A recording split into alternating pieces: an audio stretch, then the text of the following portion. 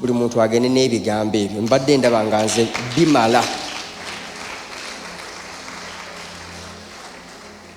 Era obwedda nwanagana n'ekintu kimu. Ffenna abagenda okuddako okuwogera tetujje yabulule, kubanga ye ali mu bayimbi abategeera, asobodde obbabuulira ekiri mu mutima.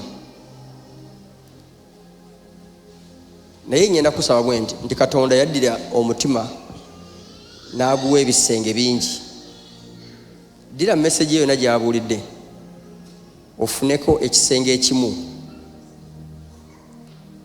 oggulewo obiteekemu, osooka oggalewo. Kati ebirala byonna ebijja nabyo ofune fayiro wone wobiteeka naye obipange walala, so ati woddayo eka osobole ogenda ng'oggulawo mpola oddemu. Dawudi bw'atyo byatugamba nti emitima girina recesses, so in those recesses mwotereke ebintu. Weebale nnyo Wesley, mwana wange ompeeseza ekitiibwa no nange. Wesley famire yaabwe yonna esabidde wano. Bwe twali tuzimba church eno, kambawo obujulizi, daddi wa Wesley yeyateekamu amadirisa gano gonna ge mulaba. Naye ebiseera ebyo ndowooza Wesley baali nga bato, tuzoba myaka 3 oba 4. Wali otegeera nga tutali wansi. Okay, naye guno yeta nakuzaalibwa oyo yali azaaliddwa oyo sirowooza.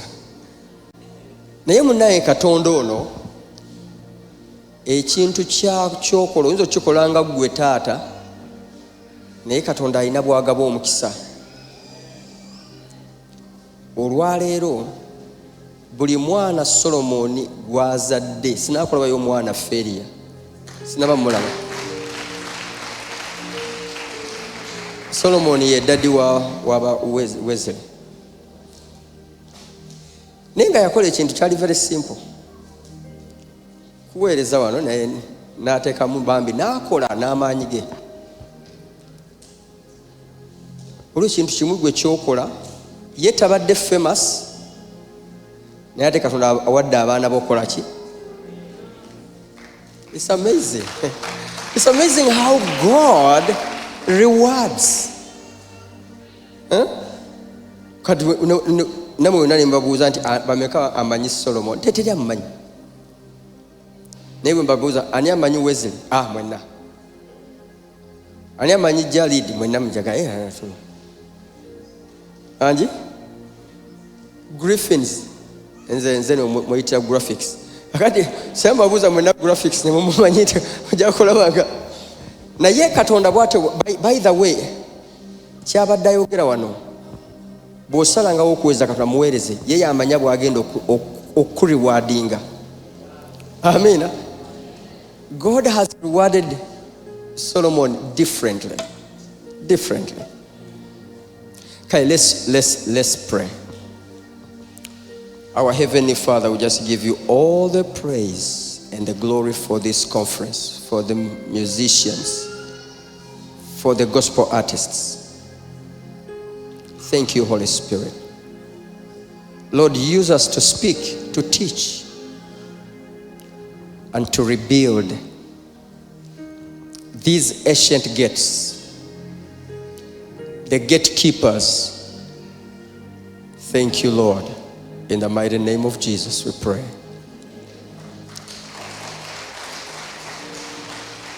Mpulidde UNAGA, ngenza okulira UNAGA ye Uganda National Association.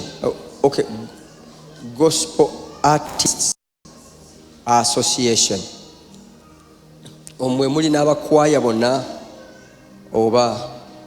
Okay, so Mukama tumwebaza. Kati mwe mutwala n'abeggulu oba mu Kampala wokka?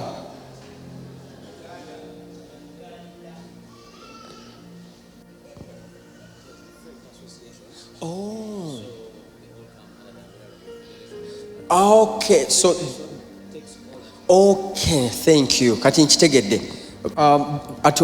Mtegedde. There are different associations naye zonna zijja ne zibeera under the umbrella of federation. Kati ono n'aba president waffe ne tumukubirako akalulu. Ka myaka emeka? Ka myaka 3. Bw'omala ng'oddako oba oyagadde naye ng'egyoyogedde nti aga 3 kale katulabe omusajja agaye myaka 3 ajja bakakata. Kale twebaza bannange abayimbi musicians. Nja kusooka okugamba bwe nti Gondi nga bw'ayogedde Wesley nti kati yayogedde nga muyimbi munnammwe. Ye ayogedde mu kiti ekyo ate abategeera kati zenyiza obutayita mu ange eyo. Amiina. But nzijjukira nga batandika wano edda, yes, mu youth ministry. N'erinnya Koona lyava kubanga yayimbanga olwo oluyimba Koona Endongo. So definitely nze nkimanyi nti kyabayogera gye muli ng'abayimbi kati abasobola obbategeera obulungi. Kati nange munzikiriza ate nze njogere ku ango endala ey'okumanya your obligation in the household of God, ey'okumanya omulamwa gwo w'oddukira. For example, Katonda atuyise, nze nsobola okutegeera Mukama kiyampitira. Bangi basomesa ebirala bingi, nze Mukama yampita kintu eki is to reveal the glory of Christ. Mukama bazibwa is to reveal. Era nga tandisa kumukubikkulira osobola okugamba nti kyeka mbadde manyi nti mumanyi naye mbadde simutegeranga. Kati ekyo nenkimanya nti Mukama we yampitira awo. Ne bwe mba ngenza awalala wonna, nyinza obutagenda ku giving, nyinza obutagenda ku prosperity, kubanga wali Mukama bate bayitidde mu ange eyo. Nze Mukama ampitidde awo. Kati nga naawe Mukama akuyitidde mu kuyimba, naye ne mubayimbi mulimu ebika. Mpuliddemu basolo, mpuliddemu kwaya, mpuliddemu bandi and different talents of music. Kyenjagala okwogerako ekiyinza okutuyamba ffenna okuwaguza ne tufuna ekigambo kiri Mukama kyagamba nti well done good and faithful servant. Tukirindiridde ekigambo ekyo. Ekigambo ekyo bajja kyogera ku lunaku luli olusembayo. Well done good and faithful servant. Kyekigambo kyokka ekikulu ekirindiddwa.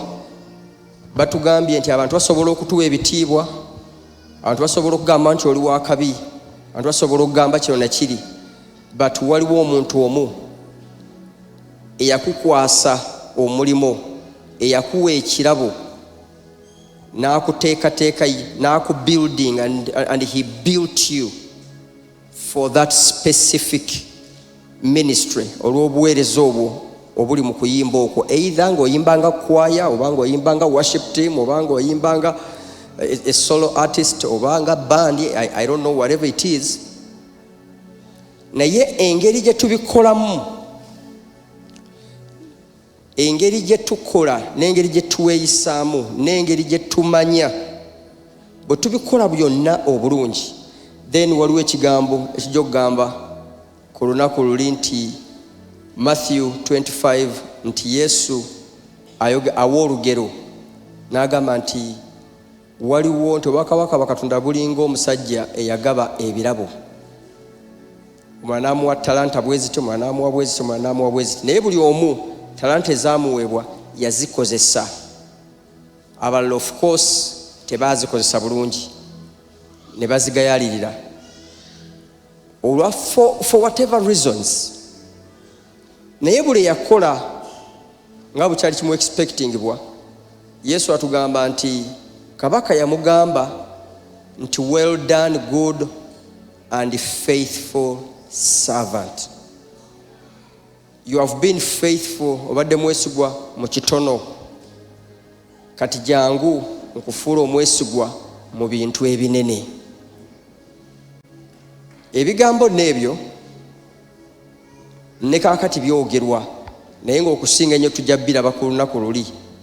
Naye ne kaakati byogerwa, Katonda ng'akujja ku level, akutwala ku level, akutwala ku level. Mu bintu bino njagala kwogera ku kintu bibiri kye bayita obedience. Mukama ebazibwe.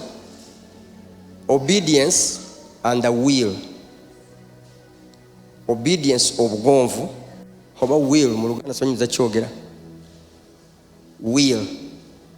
Kale katugambe nti will ya Katonda, okwagala kwa Katonda. Mukama yebazibwe. Yesu alina ekigambo kyayogera n'agamba nti omuddu omulungi, a faithful servant, does not speak after his own.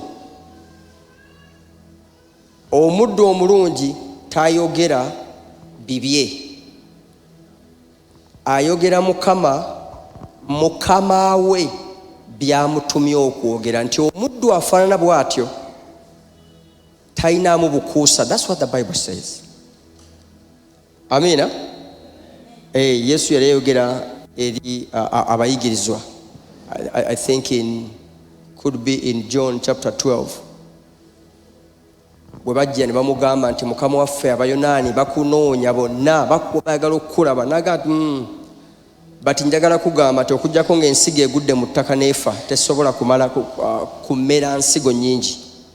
So n'ayogera ebigambo bingi, but ebigambo bino yali abyolekeza the disciples ng'abalaga nti nkimanyi mwagala that fame, nkimanyi mwagala ettutumu eryo, kubanga bajja bamugamba nti master, okimanyi n'abayonaani bakunoonya.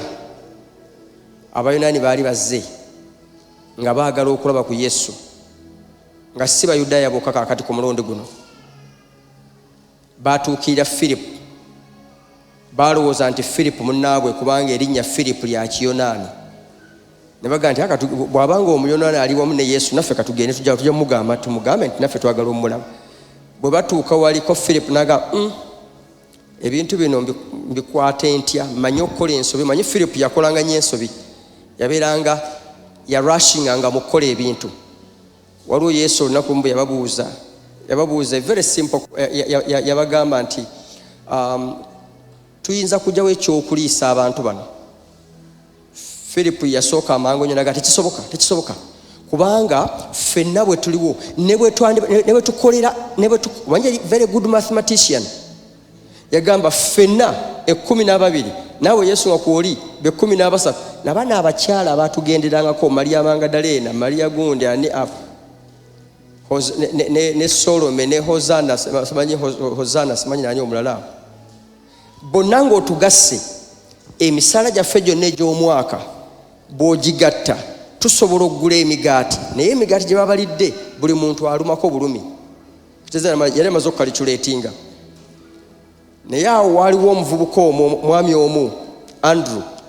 Ye Andrew yalwangawo okwogera, naye nga bwagenda okwogera ayogera to the point. Ye Andrew yadduka buddusi n'agamba nti it's okay. Nalaba omwana wali ng'alina emigaati 2, obugaati buno obutono, obugaati 2 n'obwennyanja bubinaga bumpe wano. Namugamba kye tulinawo ffe kiikino. Yesu yatandikirako. So kati olina okutegeera lwaki Firipo adduka waani wa gundi wa Andrew, kubanga ebiseera byatuukanga Yesu yataka n'omunenya. Namugamba Firipo, waliwo olunaku lumu Yesu bwe yayogera ekigambo ko Firipo n'abuuza, naga Firipo, mbadde naawe gino gyonna emyaka era si tomanyi kati Philip n'agamba omugezi sijja kuddangamu kwogera bukama kamale okwebuuza ku gundi ono. Namugamba wange abasajja bano baagala okulaba ku Yesu, mbatwale oba mbaleke?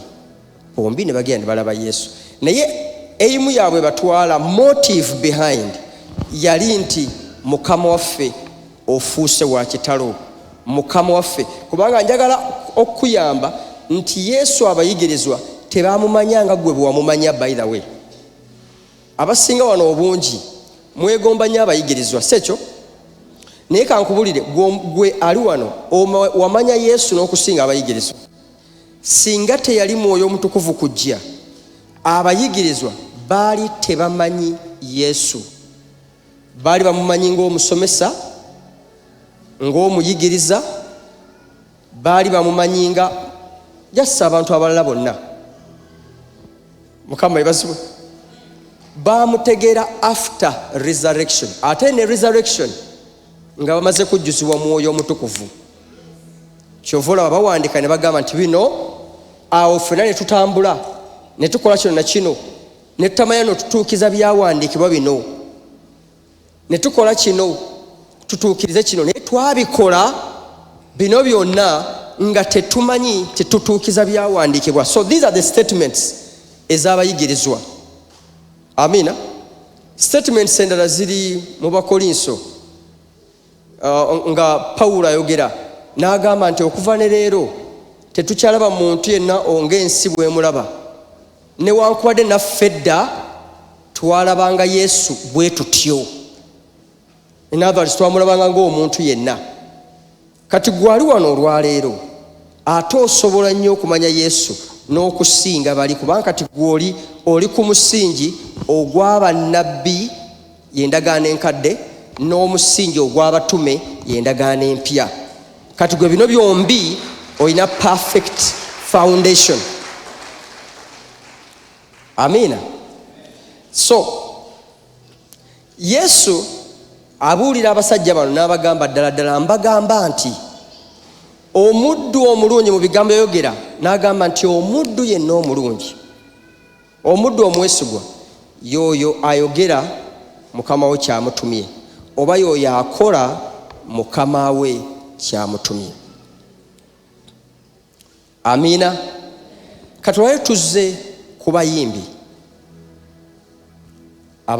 worshippers, abakwaya, abaki, tuzze tufuneyo, tuddeyo, kubanga gage mazima gali nti kyangu nnyo okubanga odduka n'ova ku mulamwa. Is that right? N'osigala ng'odduka naye nga actually odduka bibyo. Kyekimu naffe ffenna, buli every calling erina challenge. Kati nze ntera kwogera nnyo muffe ate abasumba, kubanga omwo mwengwa. Kati nga Weeziri wayogedde mu baki, mu bayimbi ye mwagwa. Kati nze ntera nnyo okugera ne bagamba nti bannange kyangu nnyo okudduka ogenda okutuuka okujjukira nga actually walekerera dde omulamwa, naye kati ng'oddukira bibyo. It's all about me. It's all about what I can have. It's no longer your kingdom come, but my kingdom come. It's no longer your will be done, but my will be what? Be done.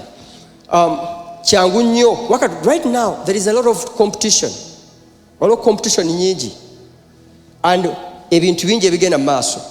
Ng'omuntu bikukuba bitandika okujabulula eyayina ekigendererwa ekiruubirirwa, eyali ayina ekintu kyalaba, eyayina that personal relationship.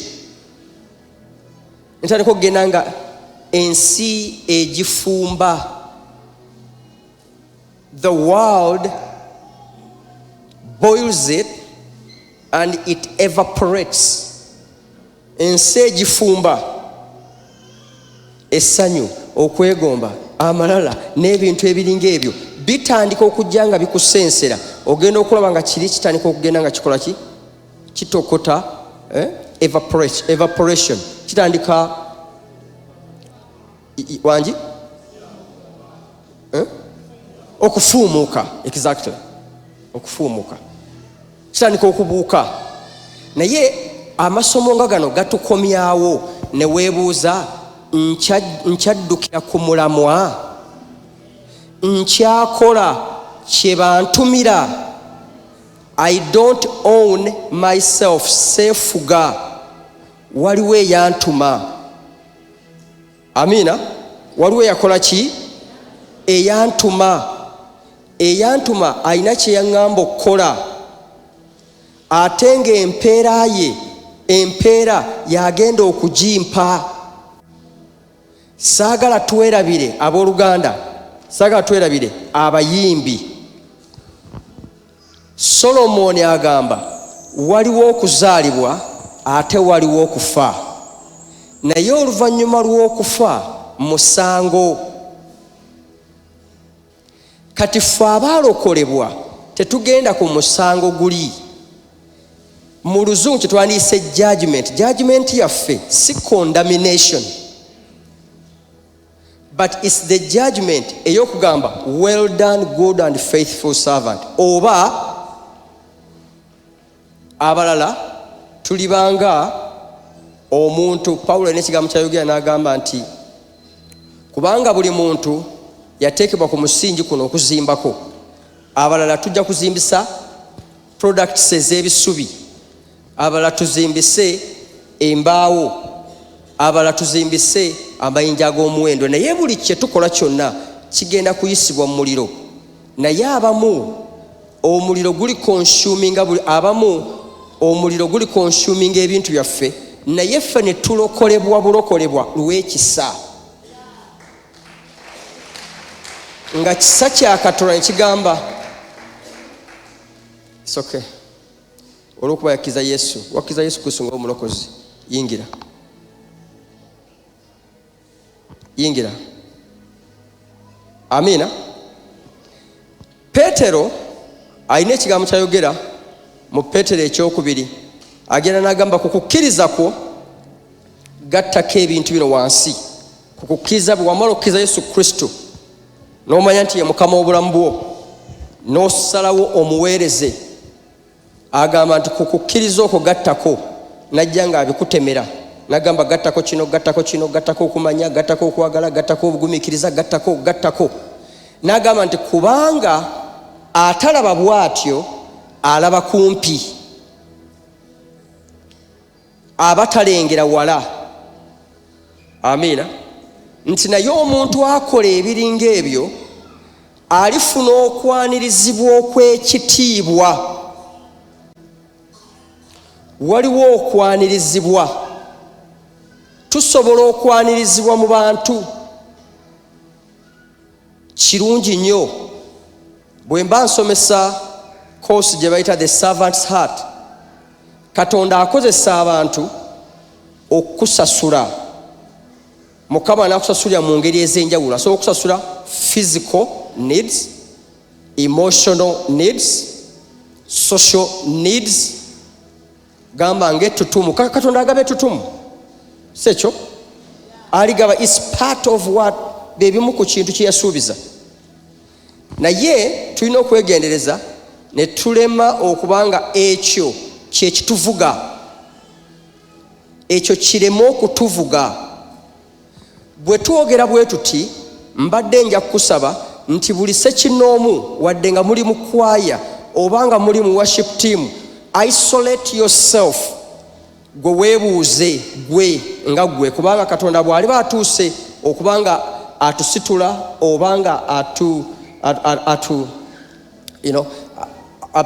atu appreciatinga oba atujajinga, tatujajingira mu group.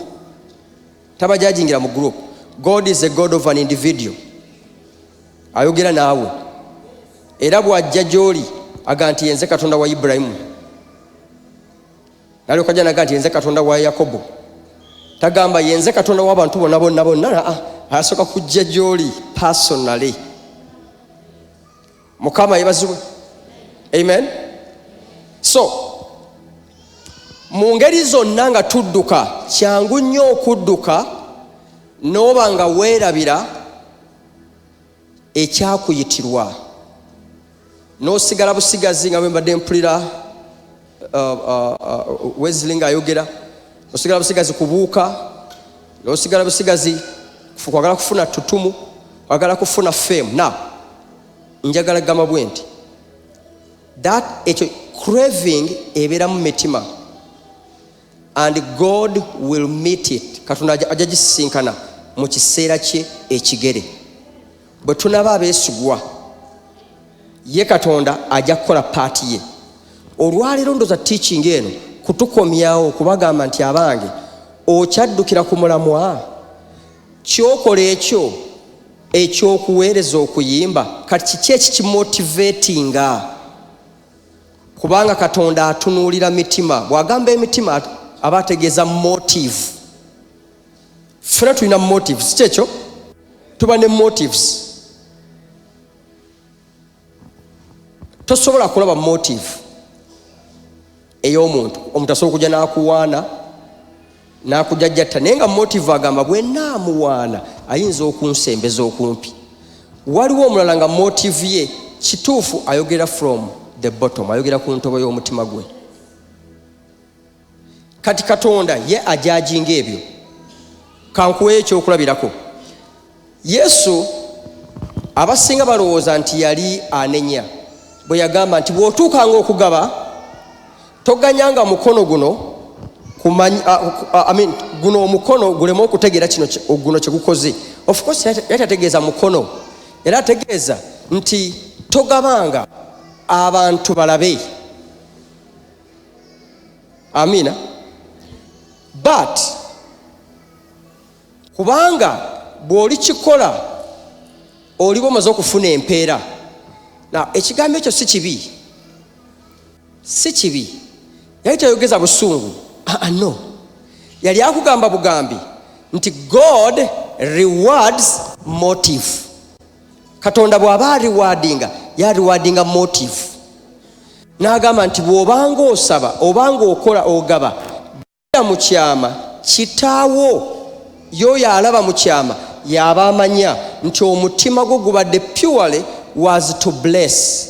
Then ye alimanya kyagenda okuwa for that purpose. Kati n'abuulira abayigizo bano n'abagamba naye bw'ogaba nga motive munda muli eri eyagala kujja ku TV olyoka owe sistonation oba ojje ku bantu wano nti motive bwebanga ye motive abantu bajja kulaba. Abantu bwe banaalaba bwe mulabanga oluganda lukyame, don't worry. Omanya nti mama wange mutoolo kali n'olwekyo lugendayo bwe lutyo ne lukuba ebiraka. Amen. So Yesu n'abagamba nti gwe bw'oligaba simply because oyagala abantu balabe, munda muli tokyogedde. Kati nga olaba politicians buli kyakola kyonna ayagala abantu balabe, but for a right reason. Si kibi era tobanenya. Ayina mission eri nti nina okukomawo mu nnonde. Aye kati bwe naakolera buli kintu mu kyama muli nnonda mutya, muli mmanya mutya. Kati ye Yesu amugamba bw'ati nti gwe bw'okikola empeera yo omaze ogifuna, empeera ey'abantu okumanya. As long as abantu bakutegedde eyo y'empeera yo. Kati nze tonsaba mpeera. Sekyo Mukama tagaba mirundi egi. Ekintu kyokoze, ensigo gy'osize gy'okungula. Tasobola nti osize fene kofune fene ate ofunirako n'emiyembe. Fene aba fene bwe guba muyembe era gujja kuba muyembe. Mukama yeebazibwe. Kale kubirako Yesu mu ngalo.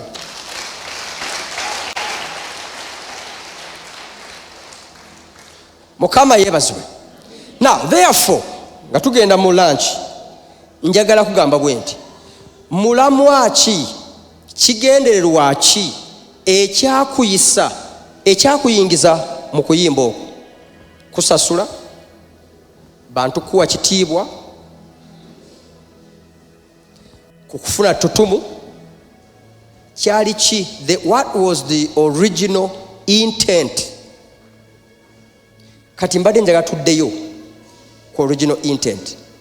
Mukama ebazibwe. Waliwo omusajja gwe njagala tukoleko case study. Bamuyita Saul. Funa tumanyi Saulo. Kabaka Saulo. Ne kabaka Daudi. Tubamanyi? Now what was the problem? Problem was disobedience. Ne disobedience eno etya yajemanga n'avuma Katonda n'akola kino. Nedda. Tewaliwo kyandikwa kigamba nti Saulo yayenda. Tewaliwo kyandikwa ekigamba nti Saulo nabba. No. Tewali. But the problem was in the heart. Yatuka ekiseera nga ayina ye kyayagala okukola nga ye. Nga motive is all about me. Legacy. Legacy. Abantu bamanye, abantu bantegeere, abantu bankubire mu ngalo. Ekyono kibino bannange kyanguwa okutukwata ffenna. Era y'ensonga lwaki ntera okugamba abantu kirungi nnyo ofunangayo olunaku olu mu wiiki otulengako wekka okole self evaluation. Why do I speak this? Why do I do this? Lwaki nkola kino? Lwaki njogera bwenti? Lwaki nkola kino na kino? You evaluate yourself. You become your own teacher. Mukama ebazibwe. Tugendeko mu Samwiri ekisooka. Mu Samwiri ekisooka. Mu Samwiri ekisooka nyakutandikira ku ssuula ey'ekkumi. Olw'obudde sijja kuginnyonnyola. But mu ssuula ey'ekkumi tulaba omwami ono gwe bayita Samwiri. Suddenly talina kyali, is a nobody. Katonda agambye omwami ono Saulo, si Samwiri, omwami ono Saulo. Mu ssuula y'ekkumi endogoyi ebula eya kojjaawe. Agenda kunoonya ndogoyi. Gyagwira ku nabbi Samwiri.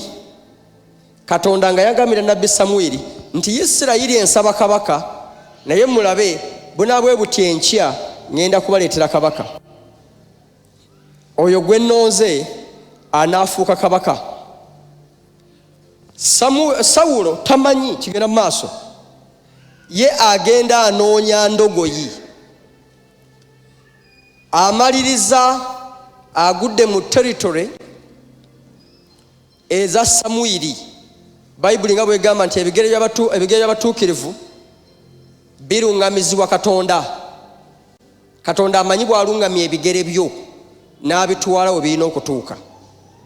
So mu ssuula y'ekkumi Samwiri abuulira Sawulo ky'anaabeera ne kyagenda okubeera. N'amugamba nti okakasa kino nti Mukama yakulonze, onaaba oddayo bwoti. Ekisooka endogoyi yo bamaze ogizuula, togyeraliikirira. Endogoyi zo bamaze ozizuula.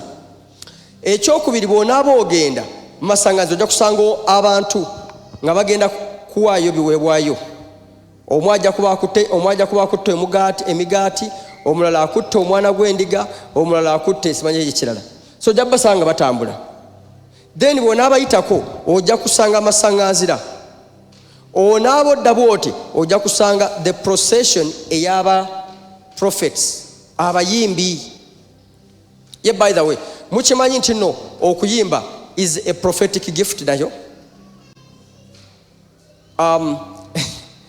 Ebiseera ebisinga tugamba abayimbi, naye ngenda wa nnabbi. Now mukimanyi nti no mu Old Testament walingayo bannabbi babika bibiri. walingayo bannabbi aboogera ekigambo kya Katonda, Isaiah, Samuel ani, but tulinayo bannabbi nga ba Dawudi, tulinayo bannabbi nga ba Asafu. Bonga obunnabbi wawe bujira mu nnyimba nga bannabbi naye nga bannyimba. Abantu bonna abo baabayitanga Abaleevi, naye kati ffe tulowooza nti abayimbi tweyawula ettamanya nabuno obuweereza. Mukama yeebazibwe. So omwami ono Mukama amugamba nti ojja kusanga the procession of prophets bajja kujja nga bayimba nga batendereza. Omwoyo wa Mukama agenda kukwambala naawe oyogere wamu nabo.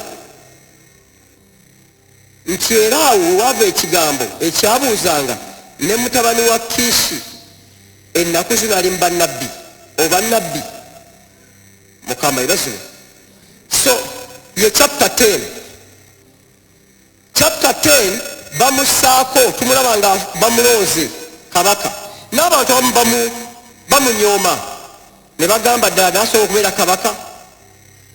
Naye chapter 11 yesinga okumugjayo ennyo, from chapter 11, chapter 12, chapter 13 and onwards. Mukama atandika okufulfiringa ebintu n'abantu batandika okukakasa nti wamma ddala Katonda ali naye. Kati obuzibu buno Sawulo abadde anywezezza ministry, abadde ategedde nti Katonda ampise n'omulimu gwange nze guyitira wano. Sawulo amaliriza atandika kunoonya ttutumu ly'abantu. Bannange kyangu nnyo okusigala nga tuddukira mu Mukama, ng'osigala omuweereza naye nga tokyaweereza ye, wabula kati you are serving your own interests. Pawulo ayogera bw'ati mu Timoseewo ekyokubiri 3:16 agamba nti ebyawandiikibwa byonna byakuweebwa Katonda yabikkiriza, oba ye Bayibuli eno. Agamba nti Bayibuli eno buli kyawandiikibwa ekiri muno Katonda yakikkiriza kiwandiikibwemu. Buli kimu si yakyogera oba si yakikola, naye agamba nti yabikkiriza byonna ebirimu. Byonna ebirimu kyova olaba nti nno asobola okutekerako heading mu Bayibuli ne bagamba nti awo Sitaani n'ayogera, awo Dawudi n'ayogera, awo malayika n'ayogera. So si buli ekirimu nti Mukama yakyogera, naye ate waliwo part Mukama wayogerera naga nti awo Mukama n'agamba. Buli Mukama wayogerera weeri, naye ate waliwo Mukama by'atayogera. Mulimu ne Sitaani byayogera ne babiwandiika wano, n'emizimu gye byayogera ne babiwandiika wano. Naye Bayibuli egamba nti bino byonna byakkirizibwa ne biteekebwamu olw'okuyigiriza, okusomesa, okuwabula n'okunenya. Nti awo nno omuddu wa Katonda, omusajja wa Katonda n'omukazi wa Katonda asobole okuddukira mu layini. Ekirala aleme kubaako kyajula. Gamba nti amiina ey'empaka. Gamba amiina ey'empaka. Oleme kubaako kyojula. Bino byawandiikibwa. Bw'obanga osoma Bayibuli eno ndabirwamuyo. Lwaki bawandiika ku Dawudi? Weegeraageranye, weetunuulire mu bulamu. Buli bw'oba boogera ku Dawudi boogera ku ggwe. Ne bakuteekeramu bakabaka, bassekabaka, ebitabo bya bassekabaka. Lwaki? Kubanga muli bakabaka, mufugira wamu ne Kristo. Amen. Tebakuteekeramu baddu. Mwe temukyali baddu. Yokaana 15 naga temukyali baddu. Abaddu be bali, naye mwe kati muli baganda bange. Yesu agamba abayigirizwa, mwe temukyali baddu, naye Abayudaaya bali abalala bo baddu. naye mmwe kati muli baganda bange, mmwe tufugira wamu nammwe, nfugira wamu nammwe mu bifo ebya waggulu, okusukkuluma b'amasaza, okusukkuluma buli kintu kyonna. Revelation chapter 1 verse 5 negamba nti okuyita mu kisa kye n'alyoka okuyita mu kisa kye ne mu musaayi gwe n'asonyiwa ebibi byaffe n'atufuula bakabaka, ate nga tuli bakabona. Tuli bakabaka mu kufuga, aye tuli bakabona mu buweereza. Kitegeeza tuli baleevi, tusukkuluma mu baleevi bali ab'endagaano enkadde. Amen, hallelujah. Yes. Mukama ibazube. Now, so bibyo is there yours. Amina. Now, omwami ono njagala ntunule kubanga nabagaye nti eno ndebirwamu. Endebirwamu yekubuulira bw'ofaanana. Amina. Endebirwamu yekubuulira. So neffe Bayibuli eno yetubuulira kiki tuli. Bw'osoma ku Sawulo, tunuulira Sawulo. Bw'osoma ku bakabaka, bassekabaka, bakabaka ab'enjawulo, Mukama yagala kugamba nti mwana wange, laba Yekosafaati bwe yatandika, laba Hezekiya bwe yali, laba gundi. Era Bayibuli ekutandika bulungi nekugamba nti awo gundi n'abeera kabaka, n'afuga ku Namulondo emyaka bwe giti. Mu ntandikwa n'akola bw'ati, mu nkomerero n'akola bw'ati. Mu ntandikwa yatandika bw'ati, naye awo n'agaggawala nnyo n'afuna amaanyi, n'amaliriza ng'ali bw'ati. Gwe teweebuuzaamu lwaki Mukama abikuwadde? Lwaki Mukama bino abikuteereddemu? Mwebiri for decoration. Bagambye nti Mukama alina time to decorate this book. Mwali kukukyamuukiriza. Na mwebiri nti osobole okwetunulamu, wegeraageranye, buli bw'osoma weefumiitirize nti ate nze. Amina. So mu ssuula ey'e-11 mu key studies zetugenda okujjamu, mu ssuula ey'e-10 akanyiriri aka-23 n'24 tulaba nga buli kintu kituukiridde kati afuuse kabaka. Katusomeyo mu 1 Samuel chapter 10 and verse 23 to 27. Egamba, they ran and brought him out, and as he stood among the people, he was a head taller than any of the others. Samuel said to all the people, do you see the man the Lord has chosen? There is no one like him among all the people. Then the people shouted, long live the king. Samuel explained to the people the regulations of the kingship. He wrote them down on the scroll and deposited it before the Lord. Then Samuel dismissed the people, each to his own home. Asobola okusoma y'Oluganda, ojja kusoma mu y'Oluganda, Mukama ibazibwe olw'obudde. Naye njagadde okusamalayizinga nti mu ssuula ey'e-10 tulaba samale ya buli kintu. Kati obubonero bwonna bumaze okutuukirira, omusajja ono mazima ddala Katonda amulonze, Sawulo amuleese mu maaso g'abantu, n'abantu n'ababuulira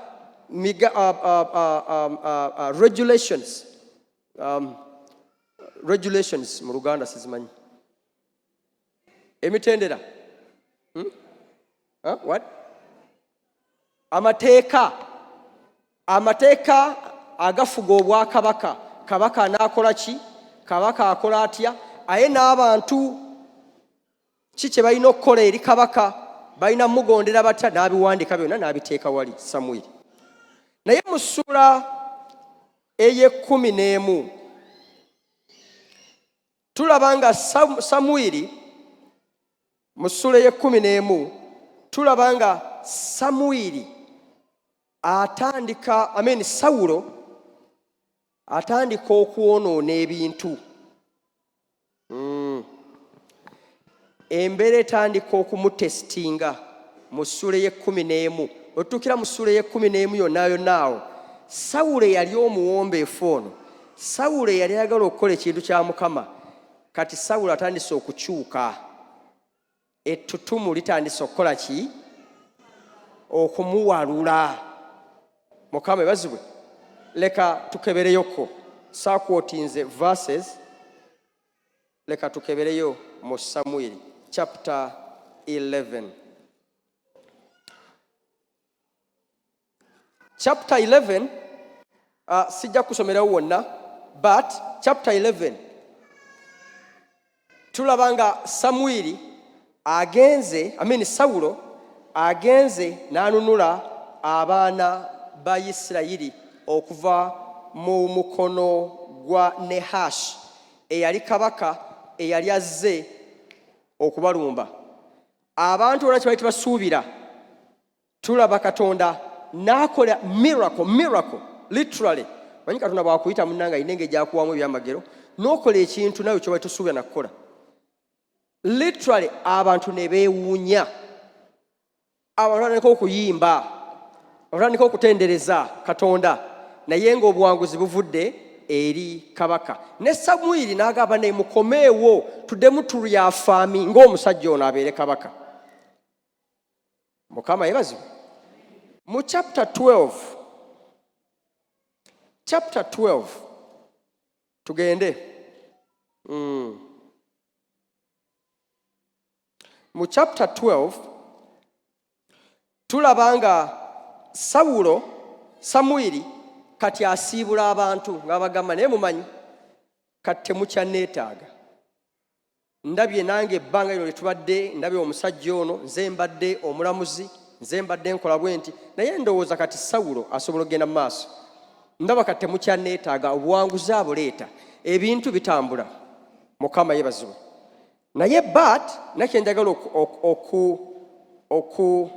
okwogerako wano, Samwiri mu ssuula ye-11 amaliriza agambye Sawulo nti kati bw'onaaba ogenda okulwana ng'ogendanga okulwana, nindaako nzije mpengayo ekiweebwayo. Mukama yeebazibwe. Nja kuwangayo ekiweebwayo. Naye mu ssuula ye-12 wenjagala wano tumulaba nga bamugamba wano mu ssuula eye-12 n'akanyiira 2:4. But be sure to fear the Lord and serve him faithfully with all your heart, and consider what the great things the Lord has done for you.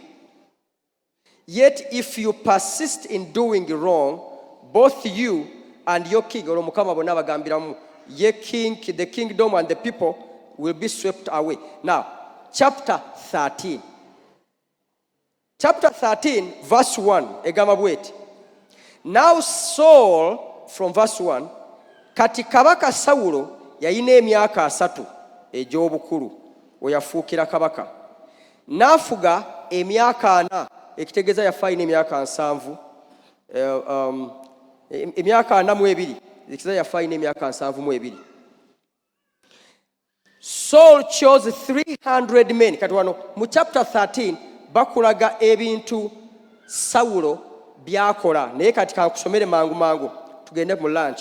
Agamba bw'ati: Saul chose 3,000 men from Israel, 2,000, that is verse 2, were with him at Michmash and in the hill country of Bethel, and 1,000 were with Jonathan at Gilboa in Benjamin. The rest of the men he sent back to their homes. Mu chapter 13 tutandika okulaba amalala olw'obuwanguzi, ettutumu, n'abantu batandise okwetooloola Sawulo, batandise omuleetera amalala.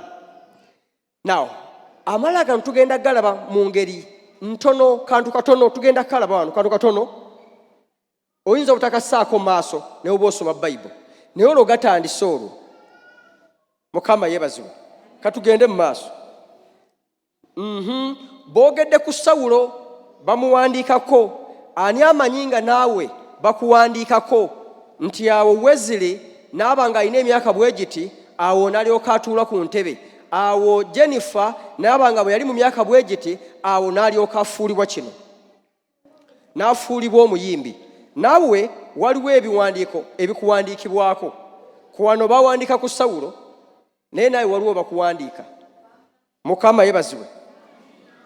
Egamba nti olunaku lumu Jonathan, verse 3, Jonathan attacked the Philistine outpost at Geba.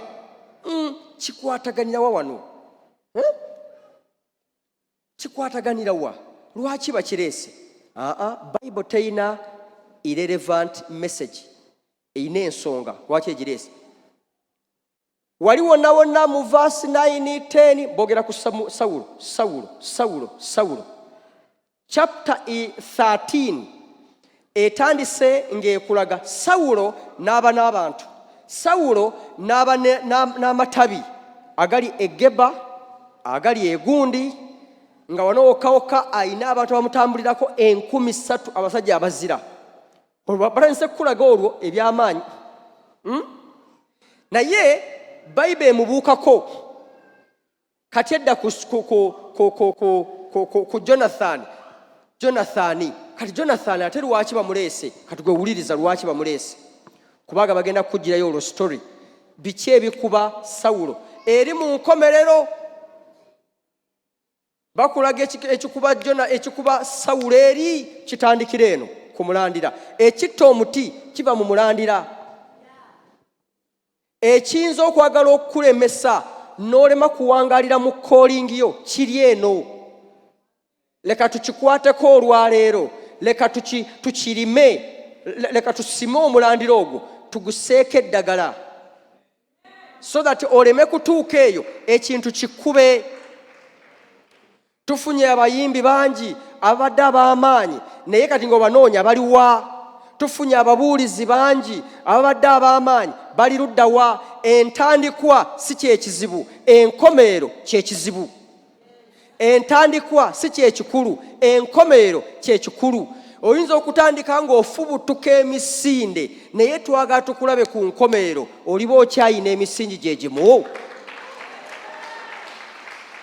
Omuntu tebamusiima mu ntandikwa, omuntu bamusiima mu nkomerero. Solomon agamba, the end of every matter is greater than the beginning. Enkomerero y'ekintu. Oyinza okuba oli musumba, otandise era oyogera ebinene, okola ebinene, batwagala kulaba nkomerero. Enkomerero yetubuulira, si ntandikwa. Amiina. Ku lunaku luli lwali babagamba nti bannanga amaze emirimu gye, awo twagala tuwulire ebigambo. Amiina. Waliwo ekintu kimu ekitafa ku muntu. Ebintu byonna ebirala bisobola okufa n'omuntu lwamuziika, naye waliwo ekintu kimu ekyagana okuziikibwa ku muntu. Ne bwe mugenda ne mumwetikka ne mumutwekayo ne mumuziika, bwe muba mukomawo naye. Karakita eyo mukomawo nayo. Ye karakita y'omuntu teziikibwa yo yagaana. Kyabadde olwaleero ne bwe twogera ku Idi Amin, karakita ye tefanga, teziikibwanga. N'olwaleero bwe mwogera ku Amin mugamba nti awumule mirembe, naye omunaga naye So enkomerero basabo ne bannyabo abayimbi baffe abali mu worship teams, abali mu gundi, weebuuze kiki Mukama kye yampitira, then nkikola ntya, enkomerero yakyo eri etya, then awo olyoka odduke paka wali awakanirwa. Kubanga bamugenda kubeera wano paka ku myaka. Mukama bwe yampita natandise okumuweereza myaka 17, 18. Neebuuzanga ekintu kimu, ndiweza emyaka 3 nga nkyali ne Mukama? Ne neebuuza ekirala, ndiweza emyaka 7 nga nkyali ne Mukama? Ekirala, bwe ndigaggawala ennyo, ndisigala nkyaweereza Kristo, ndisigala nkyamutya, ndisigala nkyamunoonya? Kye kibuuzo ekyatambulanga mu bulamu bwange. Natyanga kintu kimu kyenatyanga, natyanga ogaggawala, natyanga okusituka, okubeera wetutumu, nga ndowooza osanga bwe birijja birinjawula. Naye of course nali sinakumanya nnyo byawandiikibwa nti yatandika omuma omulungi munze mwesigwa ogumaliriza. Nali sinakumanya byawandiikibwa ebyo. Naye kyannyamba okuteeka obwesige mu Kristo yatandika omulimu ogwo. Omwami ono njakumaliriza wano, omwami ono bamutubuulira yegwe yenze. Batulaze nti actually ku lunaku afuukira ddala kabaka ng'alina emyaka aga. Bakulaze gy'avudde wonna wonna bwe bosoma. Ne bakulaga nga bajja bamwogerako n'ebintu by'akoze n'obiwanguza wonna mu chapter 10, 11, 12, 13 watuuse. Naye bannange omutima tegwekweka. Tukeberenga mu mitima gyaffe gino. Mukama yebaziwe. Kati emboozi eno ekyuka eva ku Sawulo. Bagamba nti awo Jonathani n'alumbagana enkambi y'Abafirisuuti e Geba. N'Abafirisuuti ne bakiwulira. Awo Sawulo n'alyoka afuwa ekkondeere. Ensoma ya Luzungu wawulira nga tekwatagana ya Luganda omanya. Njagala otunulire obugambo buno mpola. Obugambo buno bw'otunuulira mpola. Butunuulire mpola obugambo obwo munda omwo. Manye ekigambo kya Katonda kibanga kinazi. Ekinazi osooka n'oggyako ekintu bw'omala n'osanga eky'omunda nakyo n'okikuba n'olyoka oggyamu ky'osobola okulya. Ekigambo kya Katonda kiyina layers. Agamba bw'ati. Agamba nti Egeba naye jjukira nti wano mu nnyiriri ezisooka zikugambye nti Sawulo yali akoze amaka ge amanene e Geba. Kati ate wano Jonathani mu kifo kye kimu eky'e Geba mwava kubanga Jonathani yali mutabani wani wa Sawulo. Se naye Jonathani n'agamba naye tunaabeeranga bubeezi wano mu Geba, tunaabeeranga nga Abafirisuuti batuzinzengako, tulemeddwa ogenda balumba. Mukama tali naffe. Jonathani asituka agenda abalumbe ng'omuntu yenna eyalina relationship ne Katonda we. Abasajja abalala bonna nga bakyatidde okugenda okulumba, Jonathani ye akola ekyobuzira. Tuwulize wano bw'ayogera. Agamba nti awo Sawulo n'awulira nga bafuuwa. Kansome Oluzungu. Then Saul had the trumpet blown throughout the land and said, let the Hebrews hear. Verse 4. So all Israel heard the news. Saul has attacked the Philistine outpost, and now Israel has become a stench in the Philistines. And the people were summoned to join Saul at Gilgal. Now, kikyotegedde era kikyolabye awo mu buwandiiko obwo. Is this just a story? It's not a story. Akugambye nti Jonathan nakkirira n'alumba enkambi y'Abafirisuuti. Bw'amala ogirumba abantu bawulira amawulire. Banantameggwa waliwo abayingiddemu. Sawulo awulira. Sawulo kye yakola amangu ennyo n'agamba mufuuwe ekkondeere mutambuze amawulire nti Sawulo alumbye enkambi y'abaki, aginyeenyeza, era abantu mwenna mujje mwegatte ku Sawulo alumbe Abafirisuuti.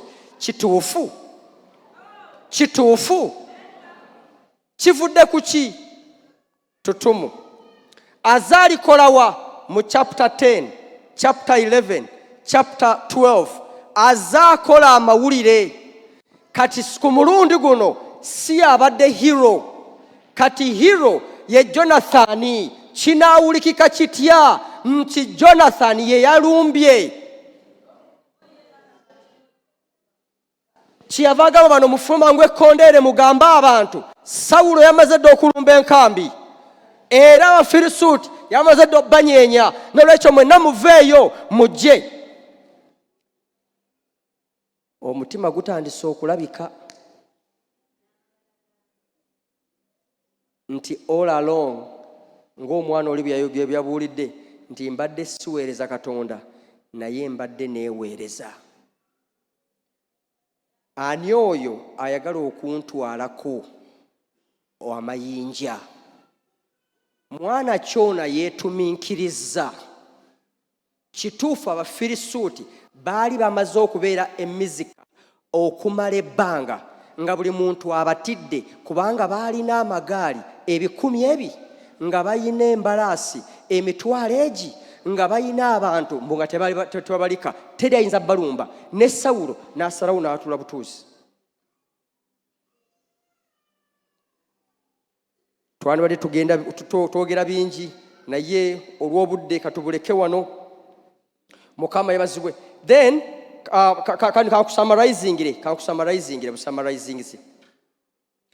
Kiddamu era ne mu ssuula y'e14 kikomawo kye kimu. Jonathan addamu okwataakinga Abafirisuuti. Jonathan ayogera bw'ati mu ssuula ey'e12. Agamba nti, the men of the outpost shouted to Jonathan and his armor-bearer, come up. Anyway, kantandike bwe nti. Olunyolo lw'omukaaga. Jonathan said to his young armor-bearer, come, let's go over to the outpost of those uncircumcised fellow. Perhaps the Lord will act on our behalf. Nothing can hinder the Lord from saving, whether by many or by few. Abantu still tebazzeemu kukola kye balina kukola. Jonathan agamba naye abange luli tukutteko ate olwamaanyi tukivaako, naye omanyi tuddeyo. After all, tewaliwo ekyawandiikibwa nti Katonda awangula najja eddene. Ne bagenda. Still ekintu kye kimu mu ssuula y'e14 we munaamusoma, awo Jonathan n'afuna obuwanguzi era obw'amaanyi. Era ekkondeere bwe bagenda okulikuba, Sawulo agamba nti mufuwe ekkondeere erya Mukama naani? Ne Sawulo. Akasembayo ddala kano, Mukama atandika okugamba Samwiri nti naye omanyi omuntu gwe walonda, omuntu gwe nalonda si ye mutuufu, njagala okumuggyako. Samwiri asigala asaba nti Mukama leka. Naye ng'eno Sawulo emyaka 4 ago gonna afuga, naye nga Katonda omutima yagugyayo dda. Naye asigaddewo kumulekawo bulesi kubanga olwa Isirayiri. Ne Samwiri asaba. Kyangu nnyo okusigala ng'oweereza emyaka 4 naye nga Mukama yakola ki? Yavaawo dda. Ng'oli Ichabod kiri nti takyalimu, naye ng'oyimirira mu bantu n'oyimba n'osinza, naye nga tokyasinza ani? Tokyasinza Mukama. Amen. Anyway, ojja genda nga weesomerako. Katugenda mu ssuula ey'e15 kanjibuuke.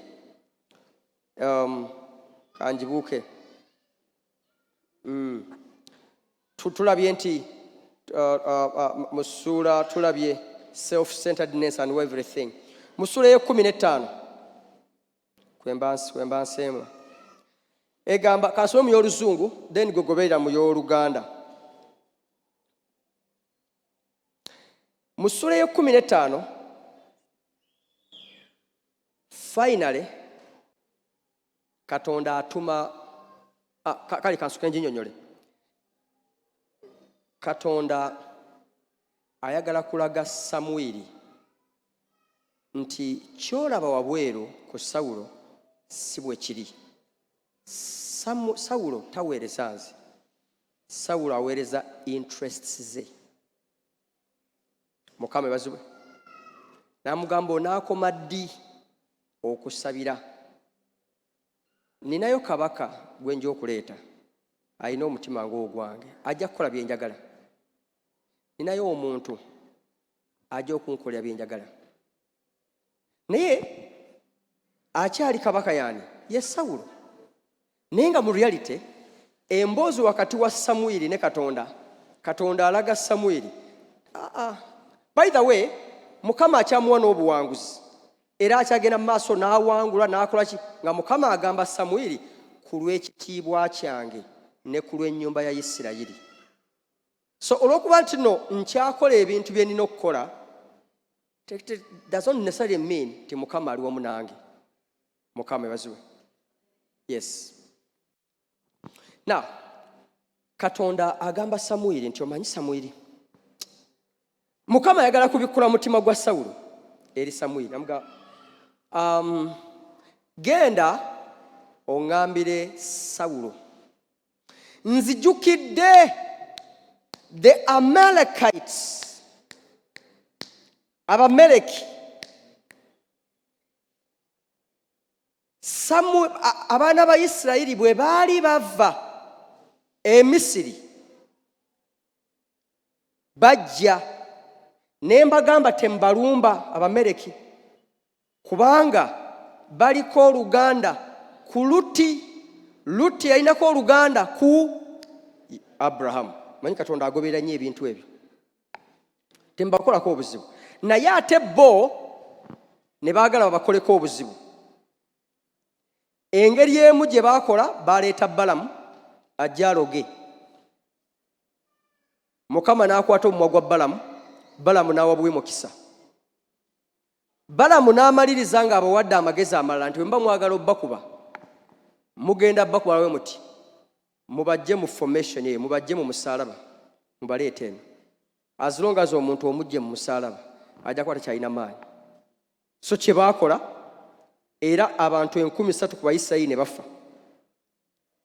Tulibigenda olala. So wano Mukama ajja nga wayiseewo emyaka mingi,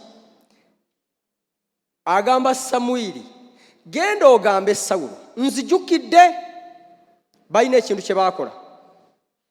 Mugambe akole ebintu byonna bye mugambye. Kakati biibino wano mu ssuula y'e15 ekibuuzo kiri nti okyakola Mukama kye yakugamba okukola?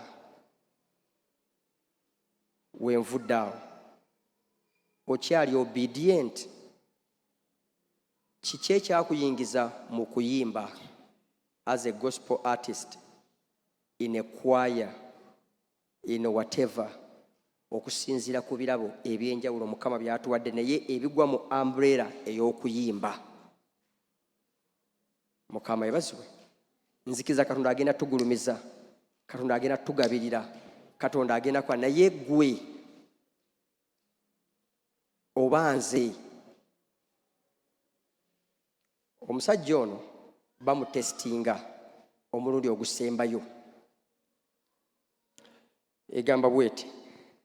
Now Samuel said to Saul, kati wano Samwiri azeri Sawulo, I am the one the Lord sent to anoint you king over his people Israel. So listen now to the message from the Lord. Kati nomunange wuliriza obubaka obuva eri Mukama. This is what the Lord Almighty says. I will punish the Amalekites for what they did to Israel. Ngenda kubonereza Abameleki. For what they did to Israel when they waylaid them as they came up from Egypt. Ngenda kubonereza Abameleki olw'ekintu kye baakola eri Abayisirayiri nga bava e Misiri. Now, owuli obubaka buno buzze papasere kulaga Samwiri omutima gwa Sawulo. So now, go. Wuli a message. Go. That is number 1. Go. Attack the Amalekites. That is the message. Totally destroy them. Totally destroy everything that belongs to them. Zikiriza buli kintu ekikwatagana nabo. Do not spare them. Tobako kyolekawo. put to death whether men, women, children, infants, cattle, sheep, camel, donkeys, everything.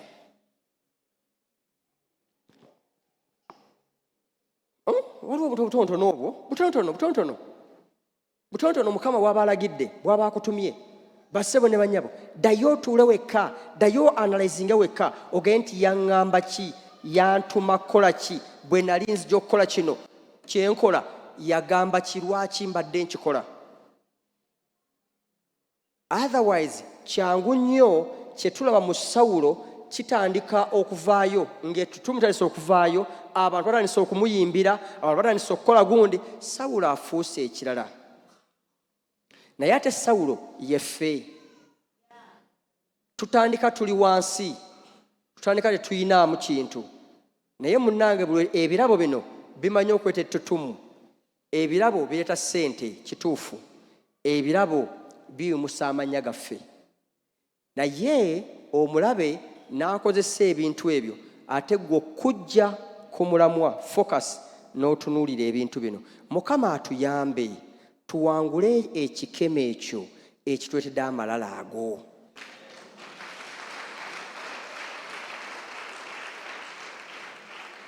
Ekyakuba Sawulo tebwali bwenzi, ekyakuba Sawulo tekwali kubba, ekyakuba Sawulo tebyali bintu binene n'akamu. Sawulo yalinga ayagala Mukama era kaŋŋambe nti Sawulo ng'omuntu bw'oyinza okugamba nti ayagala Mukama. Sawulo yatukanga ekiseera nga bagenda ne mu lutalo ne basiiba.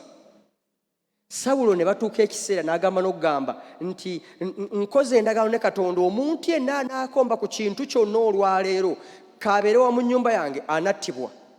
Era olunaku lumu mwe mumanyi mu ssuula y'e13 waliwo Jonathan bwe yagenda n'alya ku mubisi ogw'enjuki.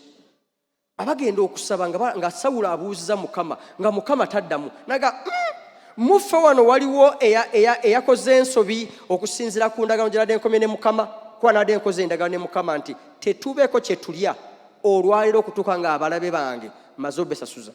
Naye bambi Bayibuli egamba nti Jonathan teyaliiwo, ye yali olwedde mu lutale eri. Kati n'asanga omubisi gw'enjuki ng'ate ava kukuba abalabe n'agulyako.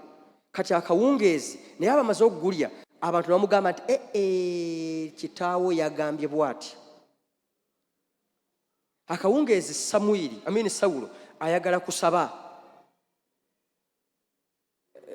naga tubuuze Mukama. Samwiri aluddewo okujja muje tubuuze Mukama. N'ayitawo omwami alina efodi n'amugamba wange buuza Mukama abalabe mbalumba oba nedda. Mukama nga tayogera n'agamba yinke kino kyanjawulo kiki abange oba waliwo omuntu wano yakoze ku emu ku oath gye twakoze nga waliwo yagimenye nti abantu ne basirika naye abaali bamanyi nti gundi yagikoze ne basirika.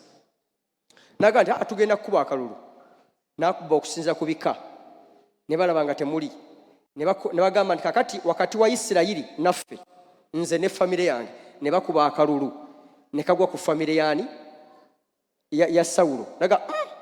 N'agamba nti Katonda nga bw'ali omulamu n'emmeme ye nga nnamu kaabenga mwana wange olwaliro alina okuttibwa kubanga nakoze endagaano.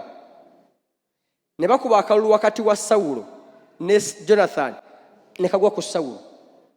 Manya ne kagwa ku Jonathan. Jonathan n'agamba nti abaana nze saategedde nti nga bw'obadde okola endagaano ne Katonda kati nfe olw'okuba saategedde. N'agamba nti Katonda nga bw'ali omulamu n'emmeme ye nga nnamu Jonathan oyina kuttibwa leero. Naye abajaasi ne bavaayo abasirikale bano ne bagamba nti Jonathan tasobola kufa kubanga obuwanguzi buno bwe twogererako buno ssebo na buno bwonna bw'oclaiminze eyabuleese y'ono ate abadde nayo omusajja yataategera kutegeera ye yalumbye. Naffe obuwanguzi buno bwe twenyumirizaamu n'okulaba nga tukubye tukoze tutya ono yalumbye. Nti Sawulo n'alaba nga abantu bona bamusinziza ki bonna ng'abajaasi ne bayimirira ku kintu kimu naga nedda leero kabaka nedda tugenda kukkiza leero. Omusajja ono yaleese obuwanguzi n'agamba nti oke kale Mukama yebazibwe. Naye nga Sawulo yali amaze okuclaiminga gundi nti Katonda we yamuwadde obuwanguzi.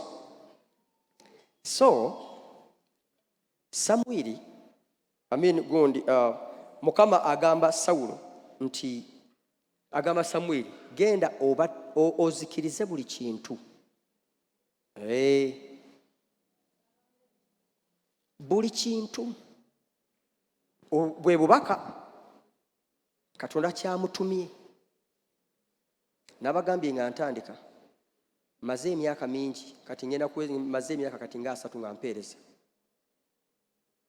Manyi Mukama kiyampetera. Nyinza obutayingira mu kuyimba, teyakumpitira nnyo. Nyinza obutagenda mu bivuga. Sigamba nti sisobola bikuba. Sigamba nti sisobola kuyimba. Nsobola. Naye manyi kye yantumira. Yaŋŋamba genda obikule olage ekitiibwa ekya Kristo mu byawandiikibwa. Kubanga abantu bange bamanyi okusinziira mu ndagaano empya. As long as bamanyira mu ndagaano empya, bajja kulaba Yesu yali mu kibaya, bajja kulaba Yesu omwana gw'endiga. Ne batakimanya nti Yesu bwe yazuukira, bwe yali afa, yafanga endiga, kubanga endiga yeejjawo ebibi by'ensi. Bati bwe yazuukira takyali ndiga, mpologoma. Mukama basuba. Bwe yajja yazaalibwa mu kibaya, mu kiralo ky'ente, kubanga endiga gy'erina okuzaalibwa, so si walala. Naye ate bw'azuukira yaddayo mu kitiibwa. Bwe yali afa baamukomerera ku musaalaba, naye bwe yali azuukidde, bwe yayambuka bw'ati yatuula ku Namulondo. Amiina.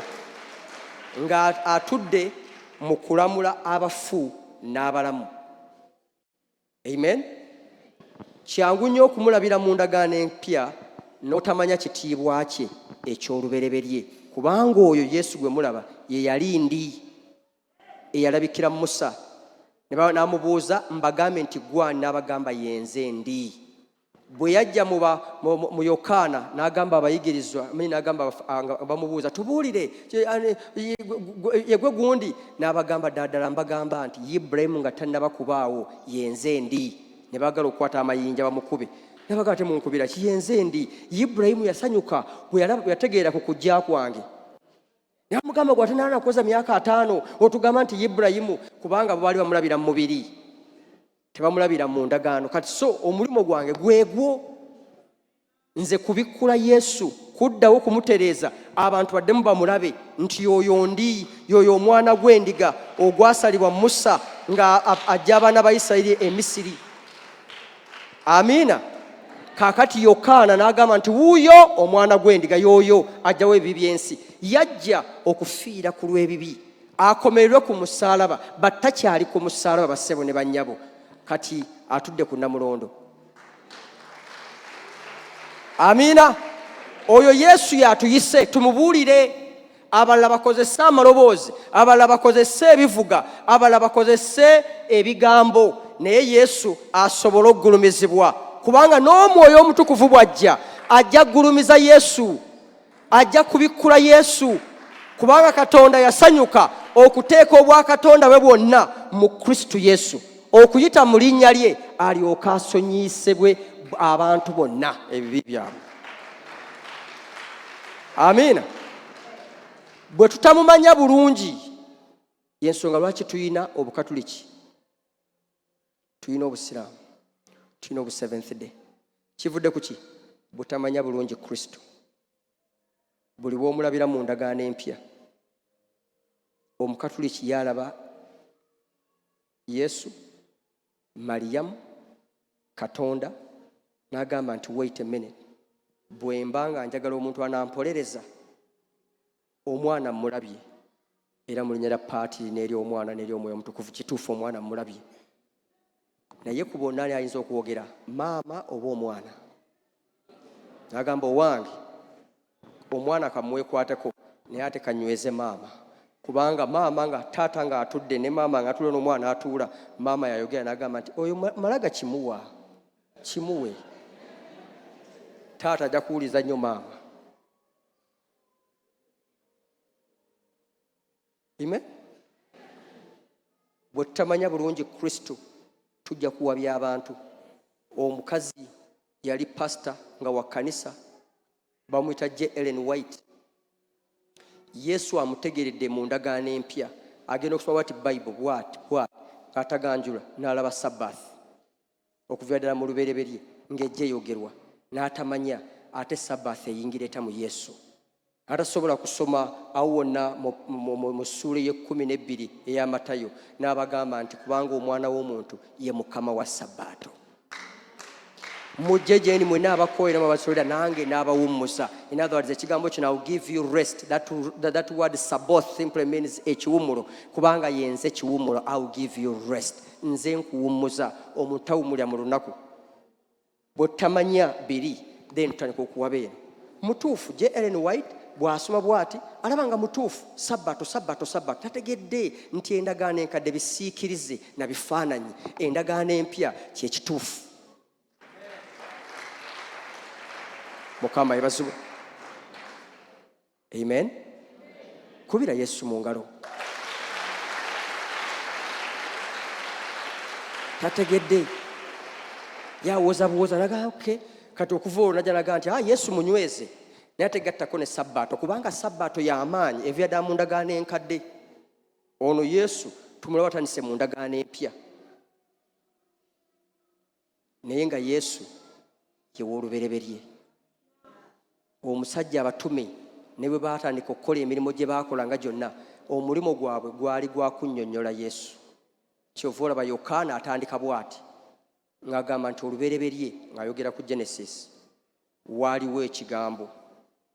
Kati olwo abamanyi Genesis nga bonna basobole okuddayo eri mu Genesis baganye nti one man jjukira mu Genesis and the Lord said and the Lord God let there be.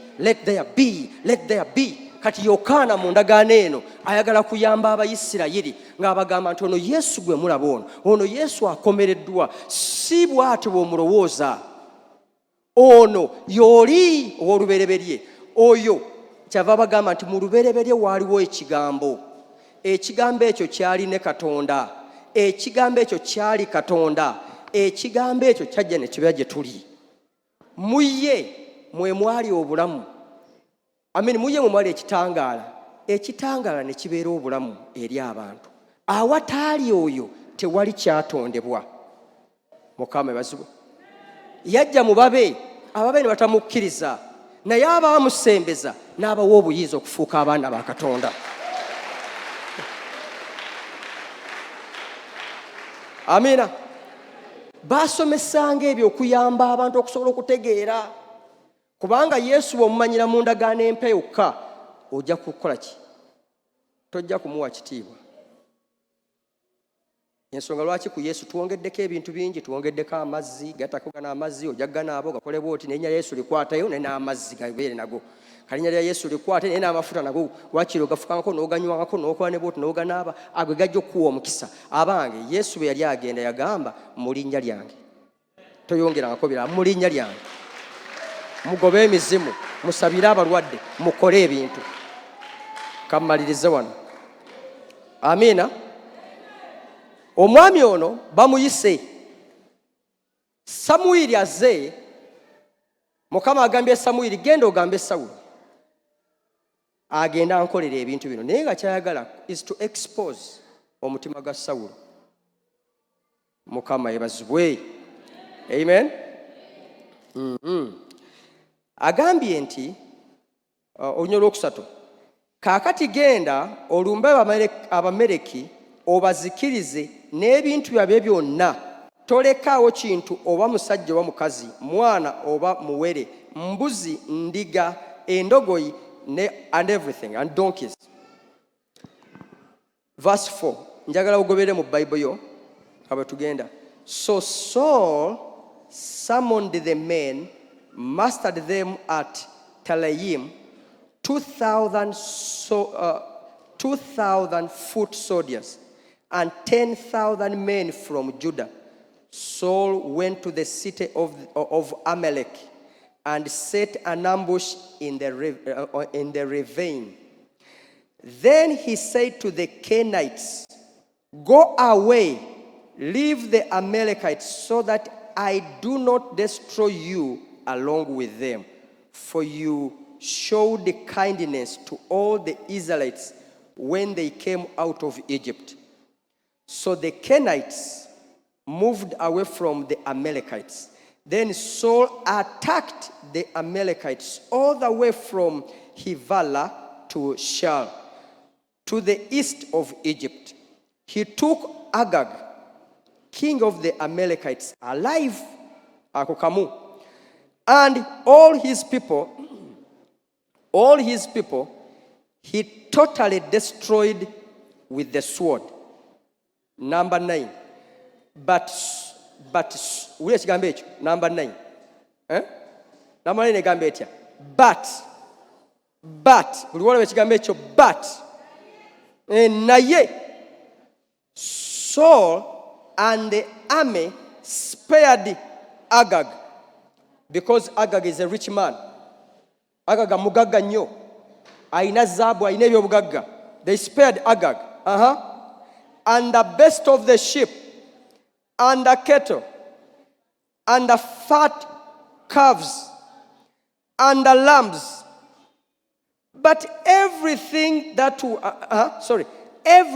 was good, these were unwilling to destroy completely. But everything that was despised, weak, they totally destroyed. Verse 10. The word of the Lord came to Samuel. I am grieved that I have made Saul king, because he has turned away from me and has not carried out my instruction. Samuel was troubled, and he cried out to the Lord all that night. Verse 12.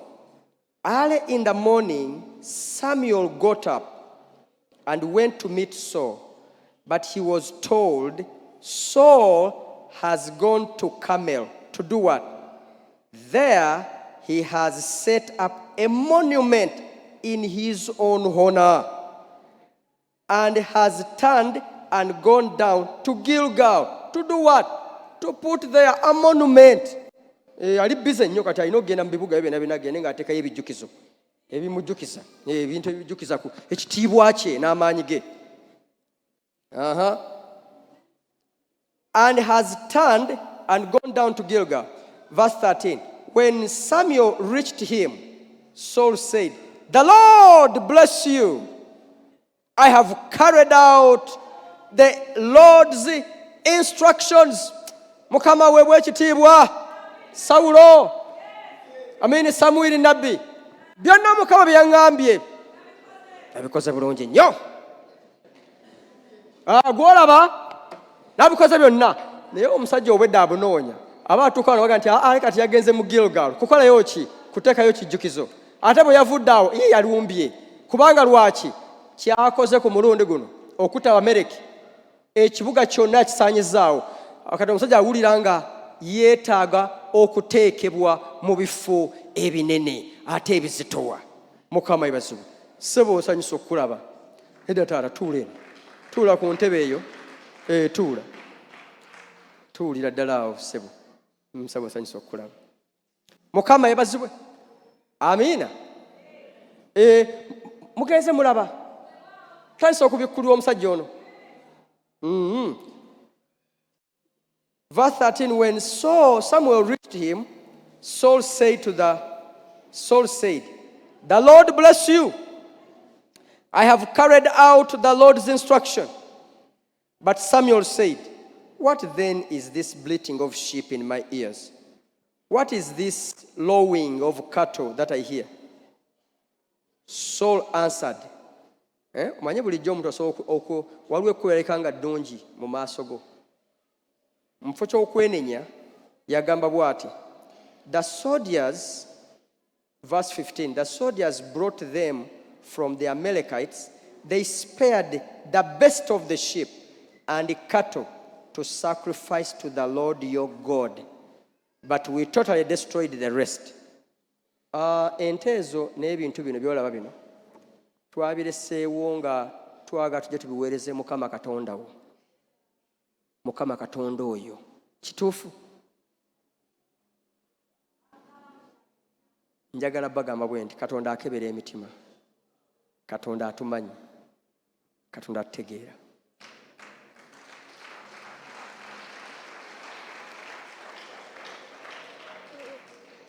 Sawulo verse 16.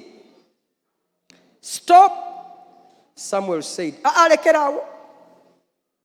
Let me tell you what the Lord said to me last night. Tell me, replied Saul. Samuel said, although you were once small in your own eyes, did you not become the head of the tribes of Israel? The Lord anointed you king over Israel, and he set you on a mission, saying, go and completely destroy those wicked people, the Amalekites. Make war on them until you have wiped them out. Why did you not obey the Lord? Why did you pounce on the plunder and do evil in the eyes of the Lord? Omanyi omuntu alina omujeemu era bulijjo ali disobedient, asigala yeewolereza, tamenyeka. Verse 20. But I did obey the Lord. Kubanga ye maaso gagamba bino nawe Mukama nabikoze. I went to the mission of the Lord, which he assigned me. I completely destroyed the Amalekites. I brought back Agag their king. The soldiers took sheep and cattle from the plunder, the best of what was devoted to the Lord, in order to sacrifice them to the Lord your God at Gilgal. Samuel replied, does the Lord delight in burnt offerings and sacrifices as much as in obeying the voice of the Lord? Oza Mukama yagala nnyo saddaaka okusinga okugondera eddoboozi lye. To obey is better than sacrifice, and to heed is better than the fat of rams. Nti obugonvu kisinga saddaaka, n'okukkakkana kisinga amasavu ag'endiga. Bassebo ne bannyabo nga atukozesa key verse eno obulamu bwa Sawulo okutulaga nti kyangu nnyo Katonda okubanga atuyise, okubanga atutumye. Buli omu kimugwanira okwezuula kiki Mukama kyakuyitidde, then okikole mu butuufu bwakyo. Naye omwami ono tumulaba ekimuwabizza tutumu, kitiibwa, fame and so on and so forth. Naye nga amazima yatandika ali bulungi, naye munda atandika okubanga kati akolera for the interests of people. Era wano wansi bw'osoma agamba bw'atyo. But verse 23, for rebellion is like the sin of divination, and arrogance like the evil of idolatry. Because you have rejected the word of the Lord, he has also rejected you as king. Mukama ibazibwe. He has rejected you as what? Naye bw'onaagenda osoma wansi, Sawulo mu kifo ky'okwenenya alaba Samwiri agenda, yasalawo okukola ki? Kumugamba, kifo ky'okumugamba nti kale nnyonoonye. Yagamba nti ne kati nno kale mpeese ekitiibwa mu maaso g'abantu. Gogenda nga wansi weesomera ojja kulaba. Mpeese ekitiibwa, sooka ompeese ekitiibwa mu maaso g'abantu. Kubanga awo baali bamusanze Gilgal. Abantu bonna bwe bazzeeyo okucelebratinga, waliwo abazina, waliwo abakola ki, waliwo abakola gundi, yonna. Kati Sawulo n'agamba nti omanyi bw'onaagenda obugenzi bw'otyo kijja kumpewula, kijja ku how do you say? Okundabisa, kijja kumpewula, bakira kumpewula. kijja kuweewuula kijja kumpewuula mu maaso g'abantu bagambe nti ate nabbi yamussaako nga yagenze bugenzi. Lwekyo lindako, yes, kati bino byaffe tubibadde eno, naye mbadde njagala wali tugende ffenna wali awali awagulumivu tuweeyo n'ekiweebwayo nga naawe wooli mu maaso g'abantu, mu maaso g'abantu. Kasi Samwiri n'amugamba nti ssebo, Katonda yakulese dda, obwakabaka yabuwadde dda. Aba agenda bw'ati n'amukwata omulagiro ne guyulika n'amuga kati olabye Katonda akuyuzizzaako obwakabaka.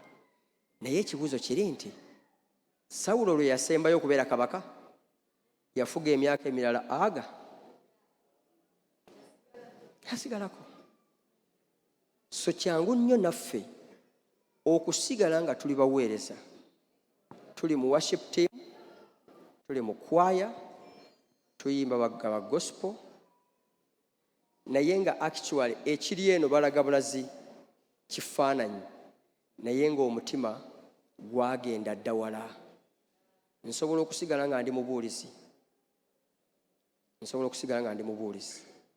naye nga ekinvuga, it is the fame. Mukama ebazibwa nga kyekisigadde kinvuga. So buli sekinoomu ali wano, nkusaba essaawa zino weekebere mu mutima gwo wekka, obuuze nkyakola ekyo ekyantumirwa, kiki ekinvuga olwaleero? Lwaki neeyisa nga bwe neeyisa? Lwaki njogera nga bwe njogera? Teri ayinza kuddamu bibuuzo ebyo, kubanga teri ayinza kumanya mutima gwo okuggyako emmeeme eyo eri munda mu ggwe. Osobola okulimba ebirala byonna naye tesobola kwerimba. Teri muntu atasobola kukemebwa, teri muntu atasobola kubeera derailed, taliyo. Ensonga lwaki ofunayo akadde n'otuulako wekka n'okkiriza okwebuuza ebibuuzo ebizito, ne weebuuza ebibuuzo.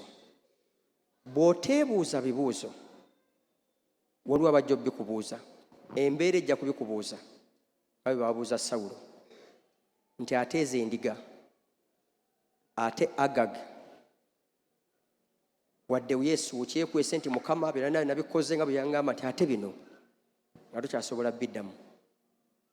Kyenkusaba olwaleero, nkusaba oyimire ku bigere.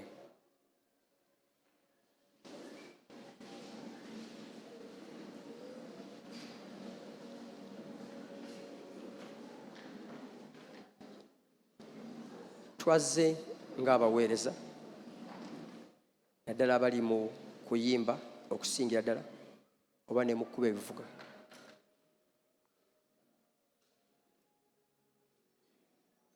Katonda yategese olunaku luno tusobole okuddamu ffe ffennyini twekebere ffekka, aye tusobole okuddamu okudduukira ddala ku mulamwa.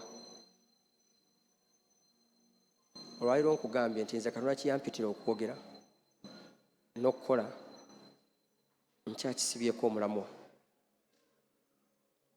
Era ne bw'olimpita wonna, nze nja kujja njogera ekyo, nja kujja mbikkule. Oyo yaliwo, ali era alibeera. Mukama ebazibwe. Nja kujja mbikkule olwo olwazi olwagoberera Musa emirundi 3. Nja kujja mbikkule ogwo omwana gw'endiga n'omulimu gw'omusaayi. Nze buli lwensoma Bayibuli yonna ndaba Yesu, kwe kuyitibwa kwange. Nze ne bw'ompa Bayibuli eyo ndaba nga ye Yesu. Ne bwe nkwata ku Genesis, gasaana kugiyingiramu. The word Genesis simply means the beginning. Ndaba oyo nga yentandikwa. Amina. N'okukwata obukwasi bwenti ku Genesis, kasonga amba Genesis ekitabo, the titles of the books, ze ndaba Yesu. kubanga ye beginning bw'ogenda mu Revelation bw'alabikira Yokaana amugamba yenze entandikwa ate yenze enkomerero. Kitegeeza yenze Genesis yenze Revelation. Ne bw'ongamba nti ngende nga sina kubikkula kuva, teri kisobola kukujja mu Misiri okutwala mu nsi ensuubizi okujjako Yesu, kubanga yenze kkubo, nze mazima, ate nze bulamu. Si ekyo omuntu ava atya e Misiri n'agenda mu bwakabaka, n'agenda mu nsi ensuubizi? Ova otya mu kizikiza n'oyingira mu bwakabaka obw'ekitangaala? Ova otya e Misiri n'oyingira isi Yesu ng'afudde ku musaalaba? Amen. Kati ate ggwe oluyimba olwo lw'oyimba zeeze ennyimba zezo. Waliwo abalala nga Katonda atuyita kuyimba kadongo kamu. Sijja kwogera nnyo bya music ennyo sibitegeera. Wesley yabyogedde. Naye kikino kye ŋŋamba nti message eyinza okuba kadongo kamu, eyinza okuba choir, but there is a certain message. Naye message zonna kazibeere, nja kubasaba ekintu kimu, leka tugulumize Kristo. Leka tugulumize Kristo.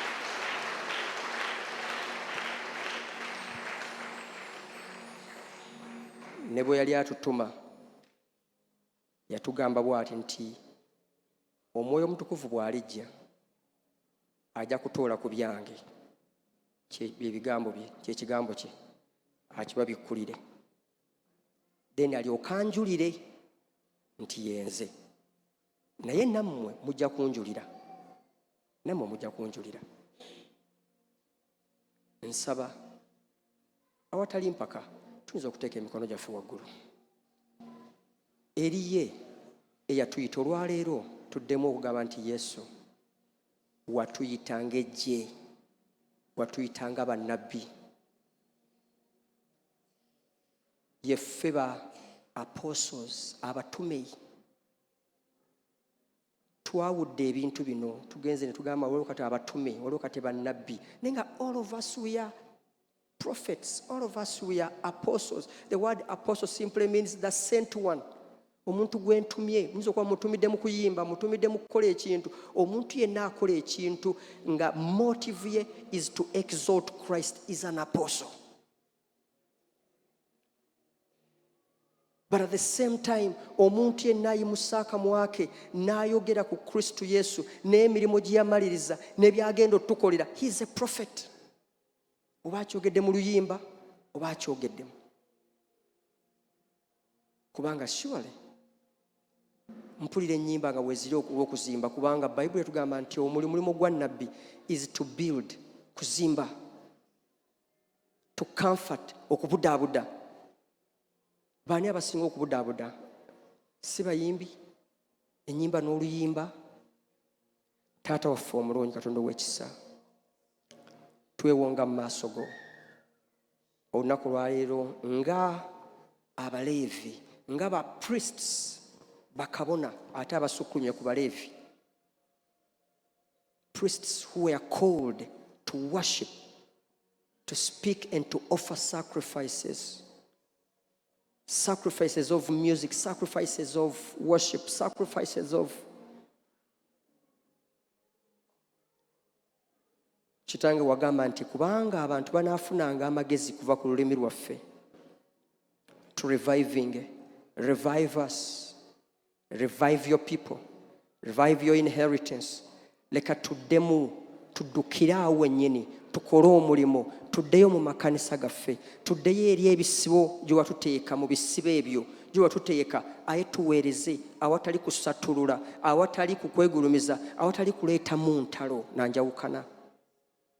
Taata, tusaba ffenna tuddeyo, abali mu worship teams, abali mu choirs, tuddeyo tuweereze mu kifo ekyo mwe watuteeka.